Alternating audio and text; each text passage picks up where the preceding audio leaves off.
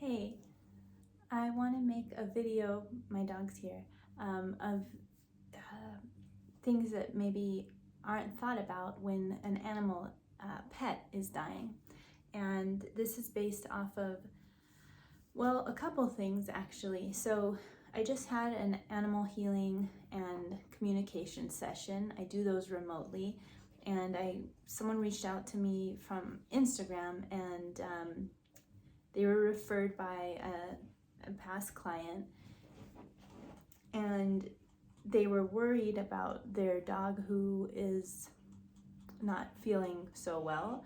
The dog had an issue, a medical thing, and anyways, I didn't know all that information. She just wanted to book the session as soon as possible, and I don't normally do this, but I made time in my day at that moment to do the session for her and her dog, because she was just really concerned, and the dog actually was scheduled to be put down the next day, tomorrow.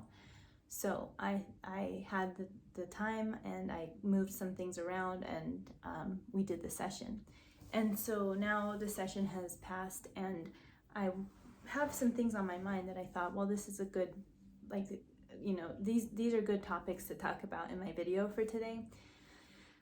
So what I'm going to be sharing today is based off of that particular session. It's also based off of other sessions I've had with dogs, and particularly one specific session where the dog was passing naturally. She was getting ready to transition, and I did 3 healing sessions with that particular dog.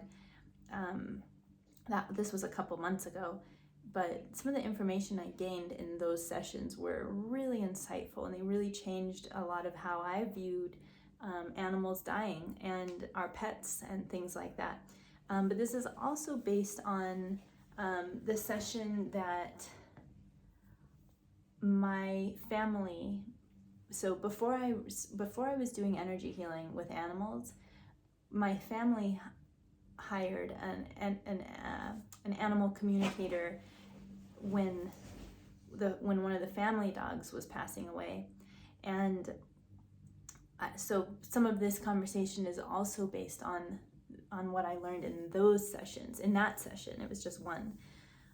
So long story short, this is based on personal experience as a animal healer and communicator, also based on personal experience as a pet owner, and and in my most recent session. So what I want to talk about is, first of all, our animals dying is a really big deal. It's I just recently was listening to something Carl Jung said about, maybe it wasn't Carl Jung, it was a Jungian analyst who was talking about it, and maybe he was the one who said it, or maybe he was referencing Carl Jung. But the point is, it's animals are a reflection of our purest selves. They represent, my dog let a big old sigh out about that. He liked that. They represent an aspect of ourselves that might be hidden away or asleep. And it's that part of us that is connected to our animal nature, our purity, our childlike nature. Animals represent all of that for us. And so sometimes the relationship we can have with our pets are the most pure and loving relationships we have in our lives, because animals are pure love. They're just pure essence. There's no egoic conditioning that's complicating them the way we're complicated and compromised. So when we relate to our animals, they really help us connect to the higher aspects of ourselves. Aside from that, they just become like family. They are family. They're some of our best friends. They're our best companions in the world. So it can obviously be such a hard thing to lose a pet. I've lost many pets. Growing up, we had so many animals, and certain animals I was connected to more than others, just like humans. And some of those, losing some of those pets was devastating. You don't know how to act, you grieve. It's just the same as losing a human friend, at least in my experience. And in the people who I work with, they're obviously booking animal energy healing sessions for their pets because they love their pets that much. So, you know, not everyone can relate to this closeness, but there's a really cool quote that says something about, if you haven't loved an animal, then you haven't really loved, or something like that. I'll post, if I can find it, I'll post it in the description in this video. But anyways, so that all of the feelings of sadness are valid. And when we see our animals going through this time of transition that can look really uncomfortable, we fear that they could be in pain. We don't want them to be afraid. We don't want them to feel alone. A lot of times, the solution is to put the animal down, and I understand that. It's because we don't want them to suffer. We want to help ease their pain, and we want to help them transition without going through the hardship of their body deteriorating and all of the things that come with that. So it's very natural to want to do that. One thing I've learned in this process is oftentimes, or in this work I should say, oftentimes our fear and our discomfort with suffering, or our projection of what pain looks like or what dying must feel like, is put onto the pet. But the pet is not experiencing the pain and suffering that we might think. Oftentimes the pet, as they get closer to death, their soul spends less and less time in their body, in their physical body. So this is based off of that experience I told you about when this dog was dying. I did 3 sessions with her, and each session, by the 3rd session, I couldn't find her. So the first session, it was pretty easy. The communication and the information came pretty quickly. The second session, I don't really remember it, but I remember the 3rd session. It's like I wondered if she had died already. And then I realized I needed to go deeper into the spiritual world, so to speak. And so I had to get my vibration higher and ask for more assistance. And then I was able to locate her and speak with her. And she was so far off that I felt like I was in that domain completely. She wasn't easy to find because her soul had gone farther and farther and farther deeper into the spirit realm, to the point where the connection to the body was minimal, very, very low. And what that means is the animal isn't experiencing all the body sensations that we physically see. So the animal might be deteriorating, falling, choking, or what I can't think of all the things, having, like uncontrolled bowel movements, shaking, whatever the signs are of this deterioration as they move closer to death. Physically that might be going on, but the animal's soul will oftentimes be spending more time in the spirit realm, getting used to the transition. We're gonna, be out of this body soon, and we're gonna be over here in a little bit. And so they'll get warmed up to the idea. They'll get used to it. They'll be visited by their spirit team or by their guides, by angels. And they'll be spending more and more time with that group versus this very material human earth group. So I was really alarmed when I realized how far I had to go to find her. And it's because she was getting more and more comfortable and ready to transition. So what that meant for the humans, what that means for us humans, is sometimes we worry that what they're going through is too much for them to handle.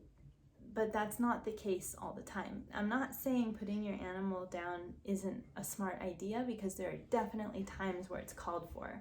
I keep thinking of the, if a dog is hit by a car and they are just mauled up, their body is really damaged and they're truly suffering, going through amazing pain, I can see there's going to be some complications that maybe point to this is the better route, instead of letting them transition on their own.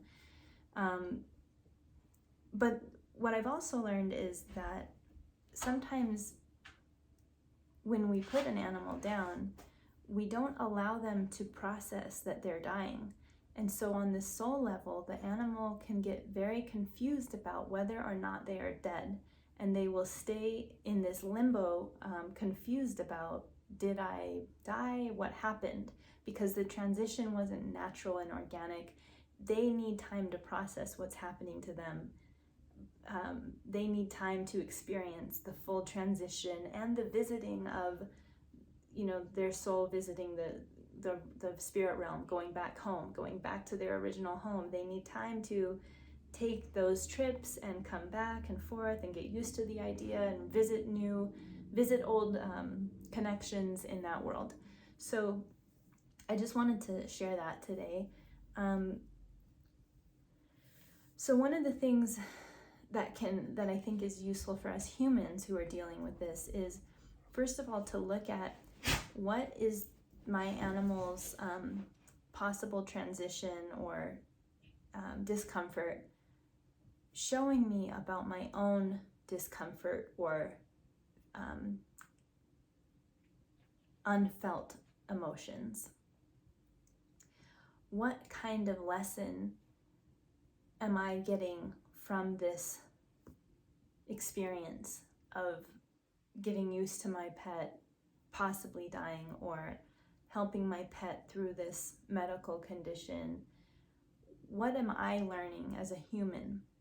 Because remember, our pets come into our lives. It's not an accident. Their souls have signed contracts with our souls, just the way our souls sign contracts with other human souls in the pre-life selection. So in the spirit world, this was planned. How they came into your life and how they exit your life is very often planned. So it means that their soul is meant to help your soul grow, just as much as your soul is meant to help your animal's soul grow. And the same with humans who play significant roles with each other. We're all meant to play these roles out to aid in each other's growth, in each other's possible growth, whether we choose to take the lesson or take the step of growth is up to free will. But the animal is in your life for a reason. And so this possible exiting, because we don't know if they're going to die or not, but this challenge, this experience was put in your life to teach you something. And what is that something? Don't let that go past you. Don't let it be missed, because there is a lesson in this for all of us. And I'm not saying that you shouldn't be sad and grieving and hurting and scared and all of that. All of that's natural. But on the spirit side, there's also keeping in mind, what's the lesson in this for me? So keep that in mind. What lesson am I learning?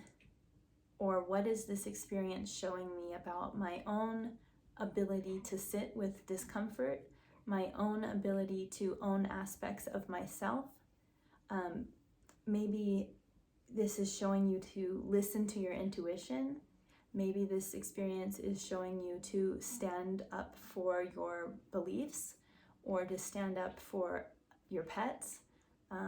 Maybe this lesson is showing you to let go of control, of the need to control. Maybe there's so much that this lesson it could be showing you. It's really up to you to discover, not for anyone else to tell you, but for you to look within and ask yourself and ask your team, what is in this for me? What am I meant to get from this? And How can I be guided through this? The other thing is